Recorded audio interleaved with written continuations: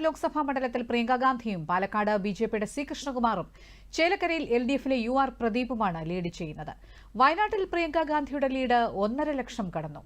തെരഞ്ഞെടുപ്പ് കമ്മീഷന്റെ ഏറ്റവും പുതിയ കണക്കുകൾ പ്രകാരം പ്രിയങ്കയ്ക്ക് 2,39,554 വോട്ടുകളാണ് ലഭിച്ചത്. തൊട്ടടുത്ത എതിർ സ്ഥാനാർത്ഥി സത്യൻ മൊകേരിയേക്കാൾ പ്രിയങ്ക 1,57,472 വോട്ടുകൾക്ക് മുന്നിലാണ്. ചേലക്കരയിൽ എൽഡിഎഫിന്റെ UR പ്രദീപ് 32,528 വോട്ടുകൾ നേടി. തൊട്ടടുത്ത എതിർ സ്ഥാനാർത്ഥി UDFിലെ രമ്യ ഹരിദാസിനേക്കാൾ 9,017 വോട്ടുകൾക്ക് പ്രദീപ് ലീഡ് ചെയ്യുന്നു. വോട്ടെണ്ണൽ പുരോഗമിക്കുമ്പോൾ സസ്പെൻസ് നിലനിർത്തി പാലക്കാട്.